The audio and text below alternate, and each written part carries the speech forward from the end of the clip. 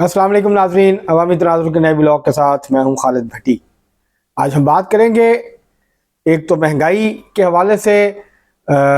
एक हुकूमती इदारे की रिपोर्ट सामने आई है जिसमें ये बताया गया है कि पाकिस्तान में जो खुराक की कीमतें हैं उनकी ज़्यादा होने की जो असल वजह है या बुनियादी वजह है वो क्या है, वो भी सामने आ गया। उसके ऊपर आज इस प्रोग्राम में बात करेंगे।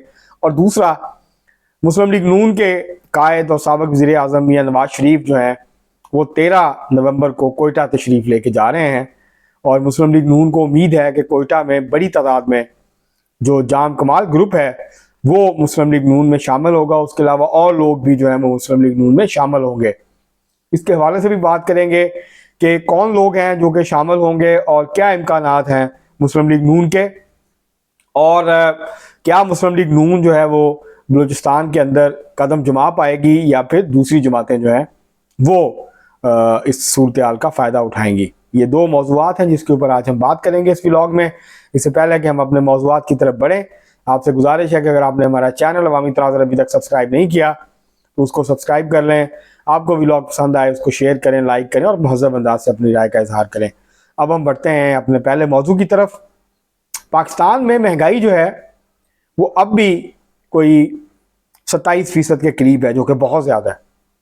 बांग्लादेश में 9% है, इंडिया में उससे थोड़ी सी कम है। तो पाकिस्तान में ये महंगाई जो है वो बांग्लादेश से 3 गुना है इस वक्त भी, और बांग्लादेश में लोगों की चीखें निकल गई हैं। तो आप अंदाज़ा लगा सकते हैं कि पाकिस्तान के जो अवाम है वो इस वक्त किस किस्म की कैफियत से दो चार हैं। अब जो बुनियादी चीज़ें हैं, 13 खुराक की आइटम्स हैं जिसमें आटा है, जिसके अंदर चीनी है, जिसके अंदर जो है इसी तरह और चीज़ें हैं खाने पीने की जिसमें सब कुछ बुनियादी टमाटर हैं, प्याज हैं, इस तरह और चीज़ें हैं। तो ये जो इनकी जो कीमतें हैं, हुकूमत की एक इदारा है जिसको नेशनल प्राइस मॉनिटरिंग कमेटी कहते हैं, NPMC। ये जो इदारा है इसने एक रिपोर्ट जारी की है और ये रिपोर्ट वही जो है वही बात करती नज़र आती है जो कि हम अक्सर अपने व्लॉग्स में पहले कर चुके हैं महंगाई के हवाले से, कि महंगाई में जब आलमी मंडी में कीमत बढ़ती है तो पाकिस्तान में इस बुनियाद पे खुराक की और बुनियादी ज़रूरियात ज़िंदगी की कीमतें बढ़ा दी जाती हैं कि आलमी मंडी में महंगी हो गई हैं। लेकिन जब आलमी मंडी में चीज़ें सस्ती होती हैं तो फिर पाकिस्तान में वो चीज़ें सस्ती नहीं की जाती, बल्कि ज़्यादा मुनाफा कमाने के लिए उनकी चीज़ों को बरकरार रखा जाता है, उनकी कीमतों को बरकरार रखा जाता है। तो जो नेशनल प्राइस मॉनिटरिंग कमेटी है उसने ये बताया है अपनी रिपोर्ट में, उसमें इंकशाफ हुआ है बड़ा कि चंद माह पहले तक पाकिस्तान में जो होलसेल रेट था खाने पीने की चीज़ों का और जो रिटेल कीमत थी उसके बीच में 70% का फर्क था। होलसेल में जो चीज़ 1 रुपए की थी वो रिटेल में 1 रुपये 70 पैसे की थी। जो चीज़ 100 रुपए की थी होलसेल मार्केट में वो 170 रुपए की थी रिटेल मार्केट में। इसी तरह जो 1000 की थी वो उसी हिसाब से 1700 की थी। तो ये इतना बड़ा फ़र्क था और नाजायज़ मुनाफाखोरी की जा रही थी, मार्केट को मैनिपुलेट किया जा रहा था, ज़ख़ीरा अंदोज़ी करके एक मसनूई किल्लत पैदा करके चीज़ों की कीमतें जो हैं वो बढ़ाई जा रही थी।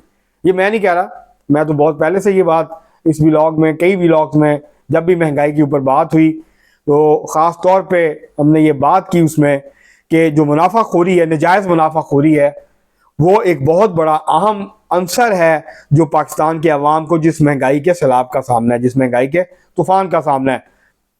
अब इस रिपोर्ट ने इस बात को अब ये कहा है कि अब जो है ये जो गुज़श्ता महीना गुजरा है अक्टूबर, वहां तक जो फर्क था वो 40% पे आ गया और ऐसे लगता है कि हुकूमत की जो कमेटी है वो बड़ी मुतमईन है कि जिस 40% का फर्क रह गया होलसेल और रिटेल मार्केट में।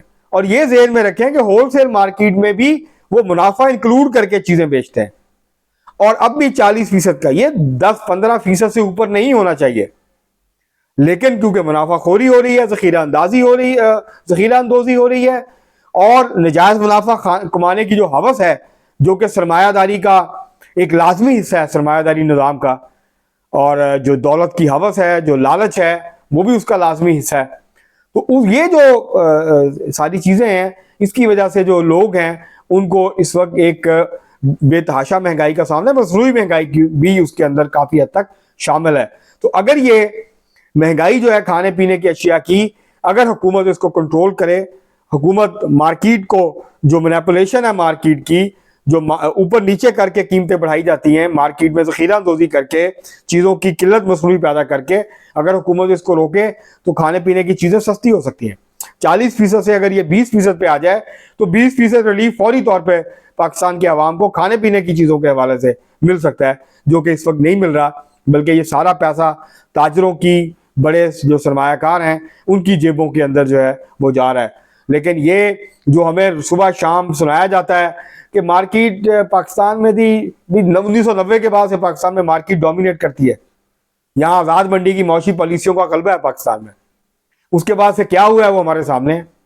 जब भी बात होती है जी और आज़ाद मंडी, जी मंडी आज़ाद होनी चाहिए, मंडी आज़ाद नहीं होती, मंडी के बड़े प्लेयर्स मंडी को कंट्रोल करते हैं। तो इसलिए ये जो महंगाई, अब हुकूमत की अपनी रिपोर्ट ये बता रही है कि ये 40% तक अभी भी फ़र्क जो है वो मौजूद है, जो होलसेल और रिटेल मार्केट की कीमतों के अंदर फ़र्क है।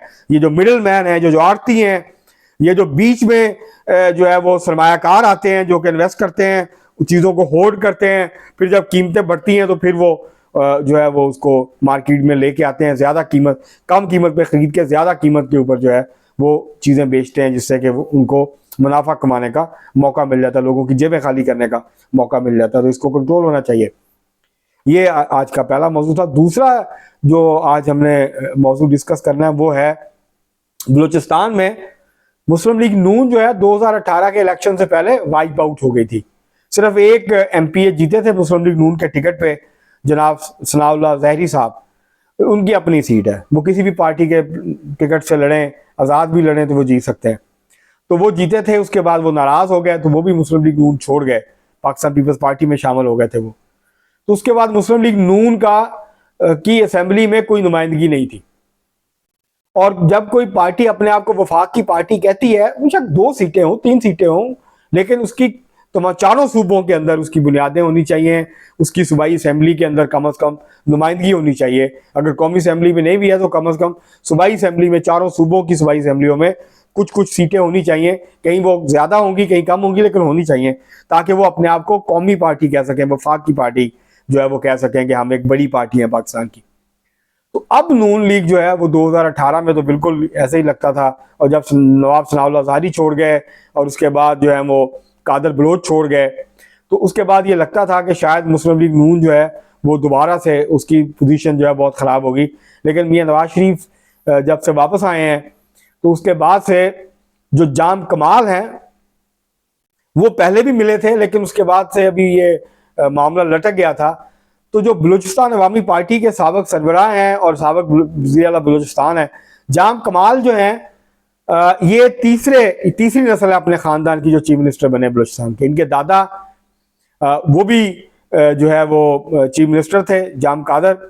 उसके बाद इनके वालिद जाम यूसुफ, वो भी चीफ मिनिस्टर बलूचिस्तान बने। उसके बाद जाम कमाल जो हैं ये भी चीफ मिनिस्टर बने। तो ये बहुत कम ख़ानदान होंगे पाकिस्तान के कि जिनकी 3 नस्लें जो हैं वो चीफ मिनिस्टर के ओहदे पे फायज हुई।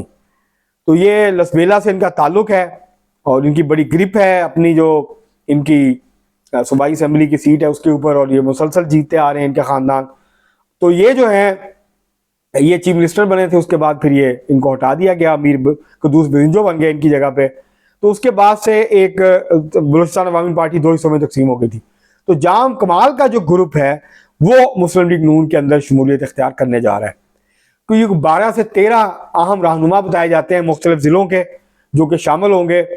और उसके बाद मुस्लिम लीग नून में और लोग भी शमूलियत के लिए सुनने में आ रहा है कि पर तोड़ रहे हैं। और मुस्लिम लीग नून जो है वो इनफरादी सतह पे के ऊपर भी बलूचिस्तान के मुख्तलिफ जो सरदार हैं, जो इलेक्टेबल्स हैं, बड़े ताकतवर उम्मीदवार हैं, उनसे राब्ते कर रही है। और ये जो शमूलियत होगी, इसके बाद मुस्लिम लीग नून इस पोजीशन में आ जाएगी गालबन कि वो चंद जो सूबाई असेंबली की नशिस्तें हैं और 1-2 कौमी असेंबली की नशिस्तें हैं वो जीतने की पोजीशन में मुस्लिम लीग नून जो है वो आ सकती है। तो ये जो सारी ये लोग पहले छोड़ गए थे 2018 के इलेक्शन से पहले, अब ये लोग वापस आ रहे हैं बलूचिस्तान में। मैंने नाज़रीन आपको पहले भी एक व्लॉग में, बल्कि कई व्लॉग्स में ये बात की, चंद दिन पहले भी मैंने ये बात की थी अपने एक व्लॉग में, कि पाकिस्तान की सियासत किस करवट बैठेगी, क्या रुख इख्तियार करेगी, कौन सी पार्टी जो है उसके लिए राह हमवार हो रही है। इक़्तिदार में आने की उसकी इब्तिदा होती है बलूचिस्तान से, तो बलूचिस्तान में जो पार्टी जड़ें बना रही हो, उसका कोई वजूद ना हो, फिर अचानक से वो एक बड़ी पार्टी के तौर पे उभर के सामने आ जाए, तो समझें कि वो इक़्तिदार में आ रही है पाकिस्तान में। और अगर वो मजबूत पोजीशन में लगती हो और फिर इलेक्शन से पहले उसका सफाया हो जाए, तो इसका मतलब यह है कि वो तमाम तर मकबूलियत के बावजूद, अपनी पॉपुलैरिटी के बावजूद, वो वफाक में, हुकूमत में आने की पोजीशन में नहीं है, या उसको आने नहीं दिया जाएगा। तो बलूचिस्तान में 13 तारीख को जो है वो सबकी नज़र होगी कि वहाँ कौन कौन शामिल होता है, कितने लोग शामिल होते हैं, और फिर अब से लेके जब तक इलेक्शन अनाउंस होंगे, इलेक्शन शेड्यूल आएगा, तब तक और कौन कौन लोग जो हैं वो मुस्लिम लीग नून के अंदर जो हैं वो शामिल होते हैं। ये याद रखिए कि चंद माह पहले यही बलूचिस्तान अवामी पार्टी के लोग धड़ाधड़ पाकिस्तान पीपल्स पार्टी में शामिल हो रहे थे। अब वो कुछ लोग वो भी वापस आना चाहते हैं, मुस्लिम लीग नून में दोबारा शमूलियत के लिए पर तोल रहे हैं। तो अब ये बड़ी इंटरेस्टिंग सूरत हाल है, देखना होगा कि ये जो शमूलियत है इसके बाद फिर बलूचिस्तान के अंदर जो है वो मुस्लिम लीग नून जो है वो उसकी क्या सूरत हाल बनती है। नून लीग जो है वो सिंध में भी कोशिश कर रही है अपने कदम जमाने की, लेकिन सिंध की पॉलिटिक्स के हवाले से लगता है कि मुस्लिम लीग नून जो है वो बहुत ताखीर का शिकार है, जिस तरह पाकिस्तान पीपल्स पार्टी पंजाब में ताखीर का शिकार नजर आती है। तो ये देखना होगा कि मियां नवाज शरीफ जब जाएंगे तो कौन कौन से अहम रहनुमा बलूचिस्तान अवामी पार्टी के और जाम कमाल ग्रुप के और दूसरे जो हैं वो शामिल होते हैं मुस्लिम लीग नून के अंदर। आज के लिए इतना ही, बहुत शुक्रिया।